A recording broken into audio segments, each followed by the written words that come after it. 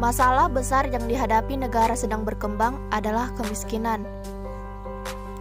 Tidak meratanya distribusi pendapatan memicu terjadinya ketimpangan pendapatan yang merupakan awal dari munculnya masalah kemiskinan. Masalah kesenjangan pendapatan dan kemiskinan tidak hanya dihadapi oleh negara sedang berkembang saja, namun negara maju sekalipun tidak terlepas dari permasalahan ini. Perbedaannya terletak pada proporsi atau besar kecilnya tingkat kesenjangan dan angka kemiskinan yang terjadi, serta tingkat kesulitan mengatasinya yang dipengaruhi oleh luas wilayah dan jumlah penduduk suatu negara. Kemiskinan adalah keadaan di mana terjadi ketidakmampuan untuk memenuhi kebutuhan dasar seperti makanan, pakaian, tempat berlindung, pendidikan, dan kesehatan. Kemiskinan merupakan masalah global.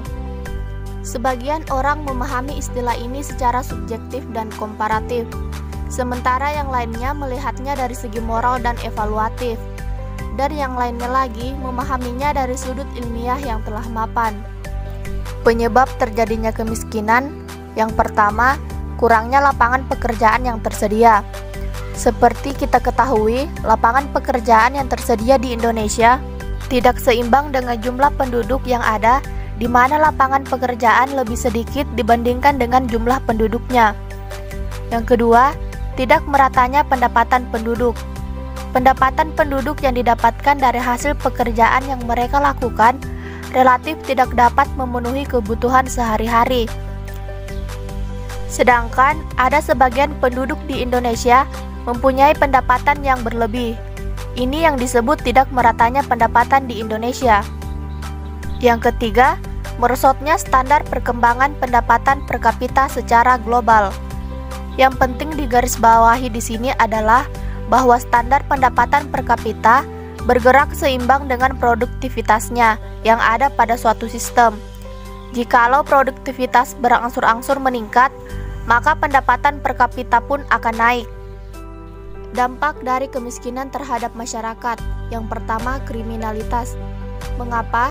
Karena saat seseorang tidak mempunyai penghasilan, sementara dia harus memenuhi kebutuhan hidupnya, maka dia akan melakukan berbagai hal termasuk tindakan kriminal seperti pencurian, perampokan, bahkan hingga pembunuhan.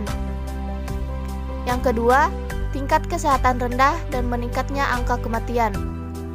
Ini dimaksudkan bahwa masyarakat Indonesia banyak mengalami kematian akibat kelaparan atau melakukan tindakan bunuh diri karena tidak kuat dalam menjalani kemiskinan yang dialami.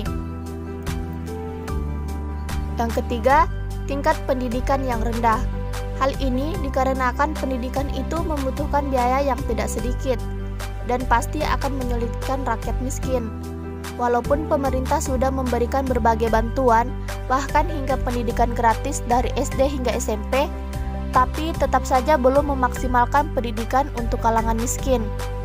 Dan hal ini akan terus berdampak pada meningkatnya angka kemiskinan jika tingkat pendidikan tetap rendah.